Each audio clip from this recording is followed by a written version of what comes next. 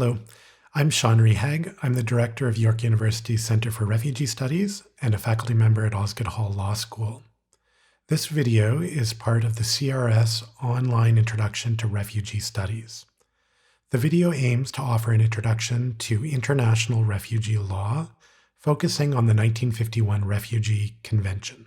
Now, it's important to keep in mind that much of the regulation of refugees and other displaced people occurs domestically through the legal and policy regimes of states and, in some cases, of regional entities like the European Union.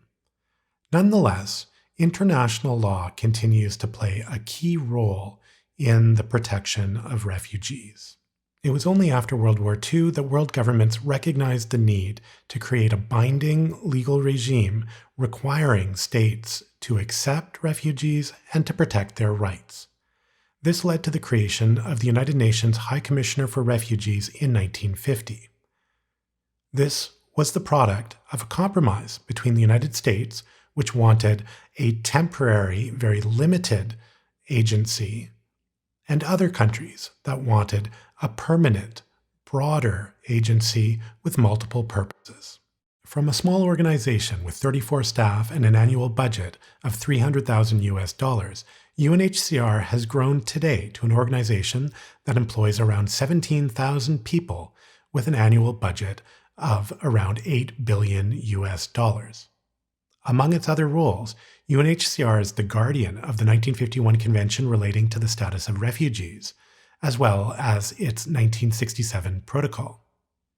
These two instruments are the key documents governing the international rights of refugees today. Because these documents set out the rights enjoyed by refugees, by extension, they also articulate the obligations owed by contracting states. The Convention covers a wide variety of topics, from rights to property, association, and freedom of movement, to the rights to access courts, public education, and employment. Two articles in particular require closer attention. Article 1, which sets out the definition of a refugee, and Article 33, which describes the critical principle of no refoulement. The definition of the term refugee is found in Article 1 of the 1951 Refugee Convention. This definition has been adopted by most states, and it has been directly incorporated into the domestic law of many states. Article 1 includes three types of provisions. The first type of provision is inclusion. This is set out in Article 1A. It describes who is included in the refugee definition. The second type of provision involves cessation. Cessation, which is set out under Article 1C of the Refugee Convention, describes when someone who has refugee status may lose that status or have their status ceased. The third type of provision is exclusion. This is set out in Article 1D through F of the Refugee Convention. It describes when someone who otherwise qualifies for refugee protection will nonetheless be excluded from receiving that protection. Let's begin by looking at the inclusion provisions in Article 1A of the Refugee Convention. According to this provision, the term refugee shall apply to any person who, owing to a well-founded fear of being persecuted for reasons of race, religion, nationality, membership of a particular social group, or political opinion, is outside their country of nationality, or, if they are stateless, their country of habitual residence, and is unable, or owing to such fear, is unwilling to avail themselves of the protection of that country.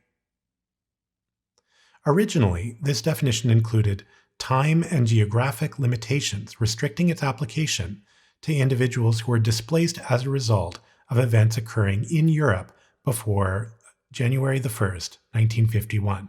In other words, people who were affected by World War II in Europe. However, both the geographic and the temporal limitations were eliminated by the 1967 Protocol. If we look at the inclusion provisions, there are 5 different elements to consider. The first element is that of alienage. In order to claim refugee status, an individual must be outside his or her country of origin, or, if the person has no country of nationality, outside his or her country of habitual residence. This is the key difference between refugees and internally displaced persons. The second criteria is that an individual must have a well-founded fear. A well-founded fear is generally viewed as having both a subjective and an objective component. The person claiming refugee status must actually subjectively fear persecution, and that fear must be objectively well-founded.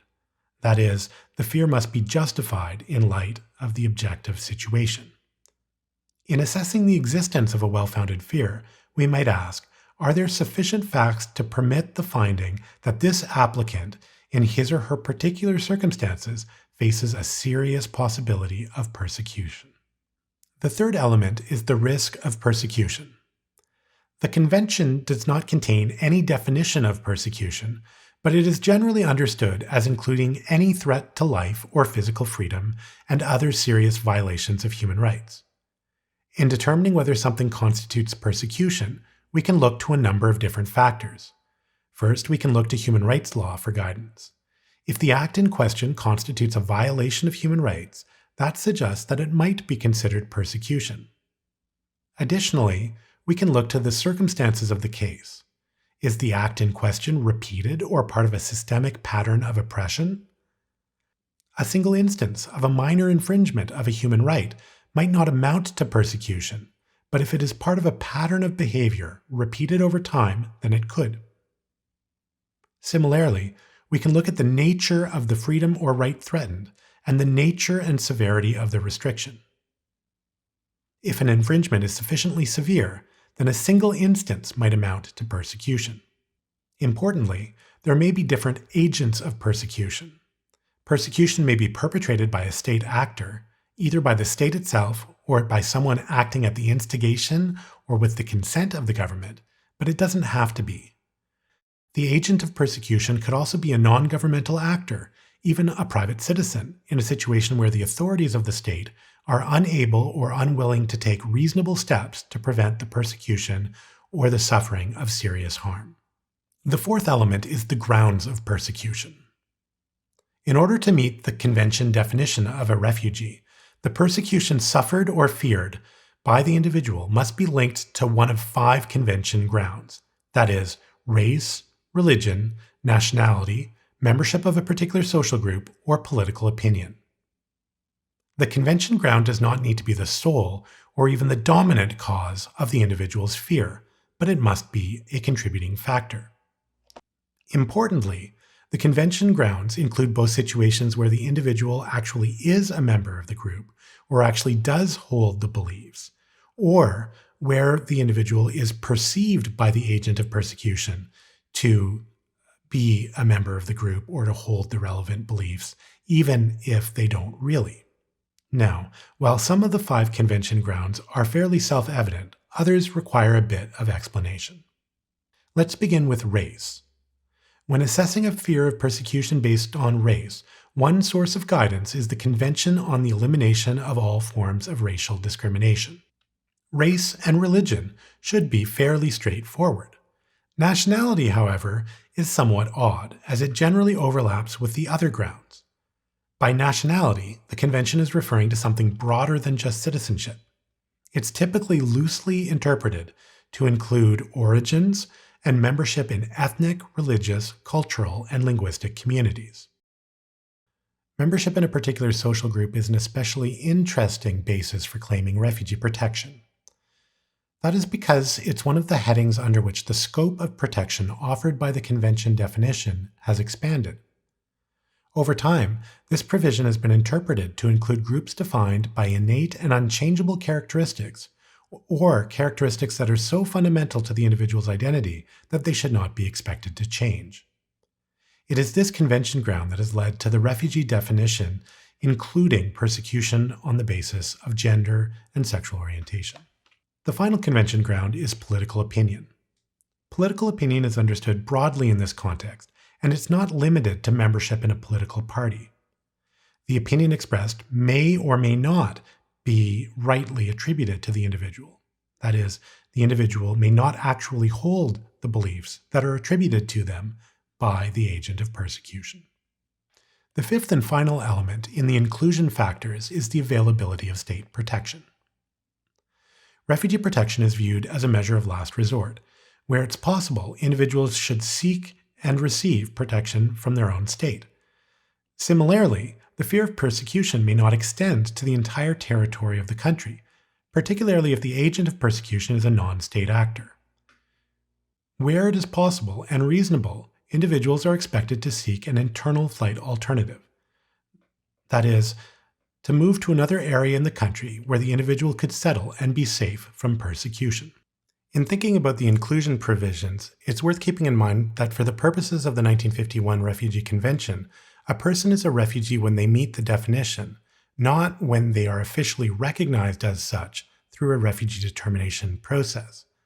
Another way of making this point is that refugee determinations are about recognizing refugee status, not about conferring that status.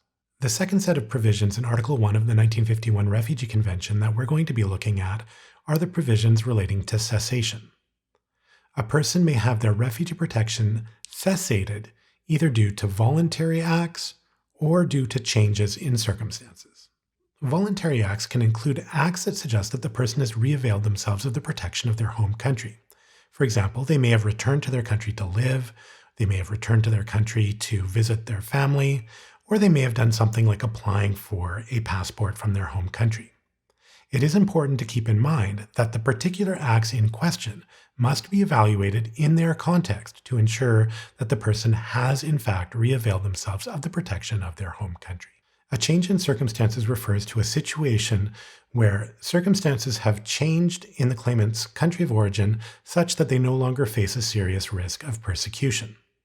This may occur, for example, where there's been a peace agreement that's been reached, or where there's been a political regime change. In order to qualify as a true change of circumstances for the purposes of cessation, the change must be of a fundamental nature and must be real and sustainable. UNHCR recommends that a minimum of 12 to 18 months should elapse before a decision can be made as to whether there's been a meaningful change in circumstances that addresses the cause of displacement and that warrants a cessation of refugee status. The third and final set of provisions in Article 1 of the 1951 Refugee Convention that we're going to be looking at involve exclusion.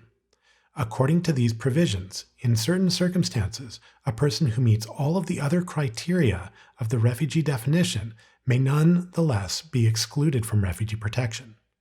These provisions are set out in Article 1D through F. Under these provisions, a person may be denied refugee protection because they've already received protection by some other UN body, or because they already enjoy some other status in their home country. For the latter, for example, you can think of people who would be entitled to nationality or citizenship in another country because of their family status, because, for example, they may be married to a citizen of that country. More critically, Article 1F of the 1951 Convention sets out circumstances where a person would otherwise be entitled to refugee protection, but is viewed as being undeserving of protection. The rationale behind this section is that some acts are so grave, so contrary to the principles that underpin refugee protection and human rights as to render their perpetrators undeserving of international protection as refugees. It also prevents people from abusing the institution of asylum merely to avoid legal accountability for crimes that they may have committed. This provision is read narrowly and includes situations where there are serious reasons for considering that the person claiming refugee status has been involved in crimes against peace, war crimes, crimes against humanity, acts contrary to the purposes and principles of the United Nations, or serious non-political crimes. In these cases, the individual will not be granted convention refugee status, but depending on the circumstances and the risks that they face, they may still avoid deportation back to their countries of origin. Other than the definition contained in Article 1 of the 1951 Refugee Convention, the most important provision in the Convention is Article 33, which prohibits the return or expulsion of refugees, and which is really the cornerstone of the international refugee regime.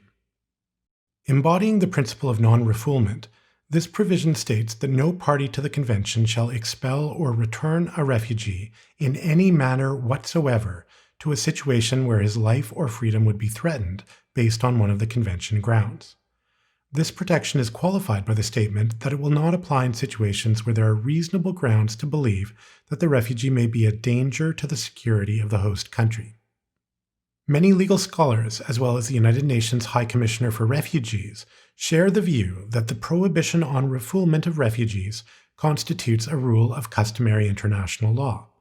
This is important because customary international law is binding on all states, including those that are not party to the relevant agreements. In other words, if non-refoulement is now part of customary international law, then it is binding on all states, not just those that are party to the 1951 Convention or the 1967 Protocol. The principle of non-refoulement of refugees prohibits any form of forcible removal. This includes deportation, expulsion, extradition, informal transfers or renditions, and perhaps especially importantly, even non-admission at the border under certain circumstances. Although the principle of non-refoulement does not entail a right of the individual to be granted asylum in a particular state, it does mean that states that are not prepared to grant asylum to persons who are seeking international protection on their territory must adopt a course of action that does not result in the removal of those individuals, directly or indirectly, to a place where their lives or freedoms would be in danger due to a convention ground. As a general rule, then, in order to meet their convention obligations, states are required to grant individuals seeking international protection access to their territory and to fair and efficient asylum procedures, or to otherwise ensure that they have access to the territory of another state where they will not be subject to refoulement. Of course, this is not what always happens in reality.